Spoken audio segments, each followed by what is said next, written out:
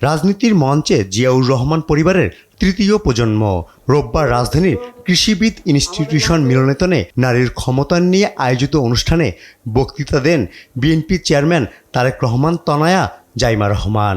আমি আজ এখানে দাঁড়িয়েছি ভিন্ন এক অনুভূতি ও আবেগ নিয়ে। নারীর ক্ষমতায়নের নীতি, সম্ভাবনা ও বাংলাদেশের ভবিষ্যৎ নিয়ে কথা বলেন জাইমা রহমান, জানান নিরাপদ ও স্বনির্ভর বাংলাদেশের কথা।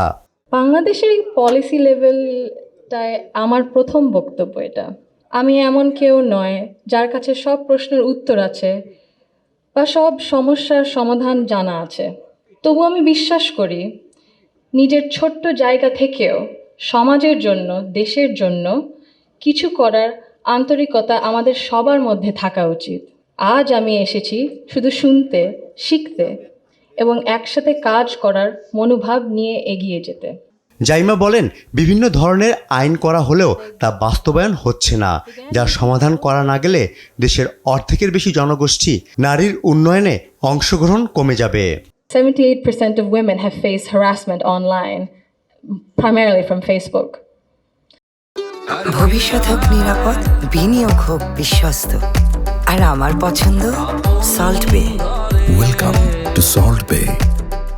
Education and opportunity collapse if inequality at home and in mindset remains untouched. And for a country facing climate change, economic and political transition, demographic pressure, Bangladesh cannot afford to sideline half its population through exhaustion and social expectation.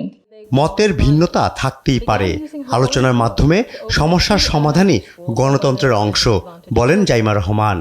আজ আমরা যারা এখানে উপস্থিত, আমরা সবাই একরকম নয়।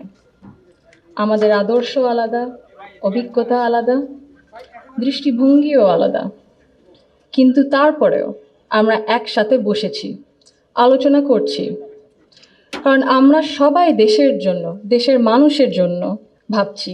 আর এই ভিন্নতা নিয়ে একসাথে কথা বলছি, একের পর এক শুনছি, এটাই গণতন্ত্রের আসল সৌন্দর্য। এ সময় বিএনপির স্থায়ী কমিটির সদস্য আমির খসরু মাহমুদ চৌধুরী জানান, নারীর অংশগ্রহণ অর্থনীতিতে কিভাবে কাজে আসবে তা নিয়ে গবেষণা করেছে বিএনপি। অঞ্চলে যে নারীগুলো আছে আমাদের গ্রামে গঞ্জে। ফররুখ বাবু, দেশ টিভি, ঢাকা।